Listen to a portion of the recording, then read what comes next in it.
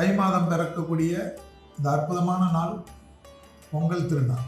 எல்லோருக்கும் எல்லா நலத்தையும் எல்லா சந்தோஷத்தையும் அஷ்டலட்சுமி கடாட்சத்தையும் நோய்களின்றி சத்ருக்களின்றி பண கஷ்டமின்றி வாழ்க வாழ்க என்று பொங்க வேண்டும். இந்த பொங்கல் உங்கள் வாழ்க்கையில் அனைவருக்கும், உங்களை சார்ந்த அனைவருக்கும். அந்த பொங்கல் வைக்கிறதுக்கு தான் ரொம்ப பேர் குழப்பமாகும்.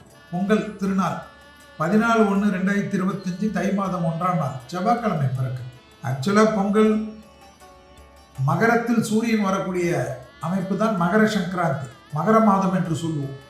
அதுதான் தை மாதம். ஆக்சுவலாக பார்த்தீங்கன்னா வாக்கியப்படி மதியம் 12:40 தான் சூரியன் மகரத்துக்கு வராது. ஆனால் நம்ம பொங்கலை காலையிலேருந்து கொண்டாடுவோம். பொங்கல் எப்போ வேணுமா வச்சுக்கிங்க. அதில் நாள் டைம் எல்லாம் பார்க்குறதோட பொங்கல் சந்தோஷமாக வச்சு கொண்டாடும். அது இப்படி வச்சாதான் அப்படி வச்சாதான்.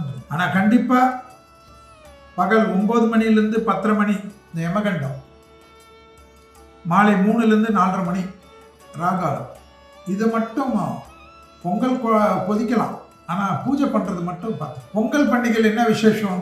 செய்த பொங்கல் வடை மற்ற பிரசாதம் எல்லாம் ஒரு வாழை இலையில் வச்சு, நான் சொல்கிறது முடிஞ்சவர்கள், முடியாதவர்கள் அமெரிக்காவில் இருக்கேன் உடனே அதுக்கு ஒரு பதில் போடாது. உங்கள் வீட்டில் இங்கே இருக்கவங்க கிட்ட சொல்லுங்கள். இந்தியா பசுமாடுகளுக்கு முதல்ல கொடுத்து சாப்பிட்றது நல்லது. எப்படி அமாவாசைக்கு காக்காவுக்கு கொடுக்குறோமோ,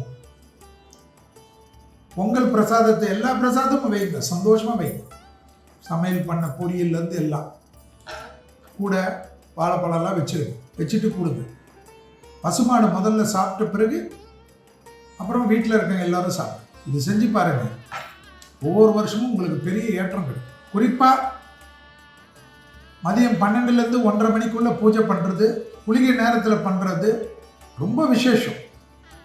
ஞாபகத்தில் வச்சுக்கணும். இல்லைன்னா காலையில் 7 மணிக்குள்ளே பண்ணுறதும் விசேஷம்தான். விடிகாலம்பரை பண்ணுறது எல்லாமே நான் தான் சொல்லிட்டேன். இல்லை எனக்கு நல்ல ஒரு பூஜை பண்ணுற நேரம் வரணும், குளிகையில் பண்ணேன். செவ்வாய்க்கிழமைல மதியம் 12லேருந்து 1:30 மணிக்குள்ளே ஜம்முன்னு குளிக்க நேரம் இருக்கும். ஜம்முன்னு பண்ணுங்க.